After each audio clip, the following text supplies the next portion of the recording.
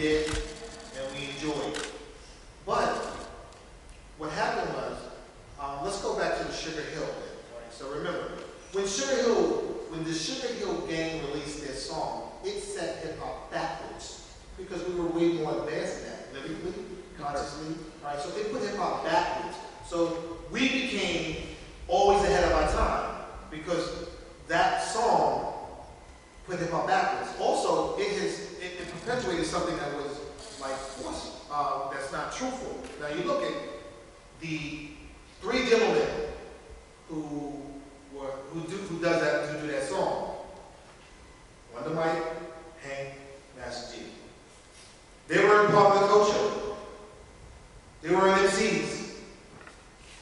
So the industry, the business started off with making of a group that was not popular culture. See, they weren't even part of hip hop. Hank was a manager, and he worked at the Sparkle on Jerome Avenue, but he was not an MC, he wasn't a DJ, he wasn't a graffiti writer, he wasn't a b-boy, he wasn't part of the culture. So Sylvia Robinson put together the first making of the band. So that's how we look at that. And it also put hip hop back. You know, lyrically they were like not advanced as the MCs at that time. So they kind of like dumped. It was when we heard the record, you know, it was like, wow, who's those guys? And first of all, we said that would never be. We didn't look at it as being something successful because we had success. We sold cassette tapes, right? Now we sold about, if it was documented, Cobra's Brothers, we sold at least 20 million cassette tapes, easy. Because what happened was we sent tapes to family members that was in the Army, in the Navy. So our tapes went to Japan, it went all over the country. So we were known all over the world at that time before the records came out because of cassette tape. So the Cobra's Brothers experience is we never really wanted to do any records. We were not interested in that because we didn't like understand the business aspect of it, right? So we understand the entertainment aspect of it, but we didn't understand the business. So the business was something that we did not want to venture in, right? So we signed a contract.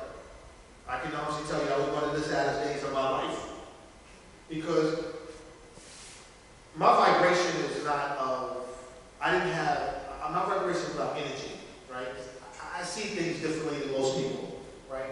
Someone can smile at you, right? Because this is an expression, but I see energy. Like I see energy. You can really feel a person's energy or see their energy.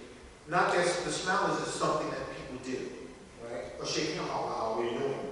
But a person's energy, right? I see that. So when we signed the contract, I was very sad. I was so sad because I knew that it would not do anything for us. And it didn't, right? So when we played with groups that had records that was hot across the country, so African Red Bottom and Soul Starting Force had the hottest record in the country, Planet Rock. When we played with them,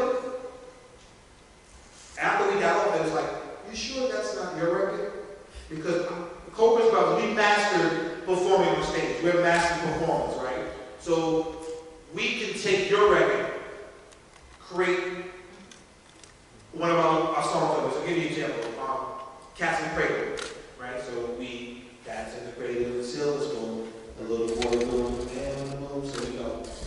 Other MCs can't deal with us because we all the one has the cold brush, put the fellas on the job, making my girls blush.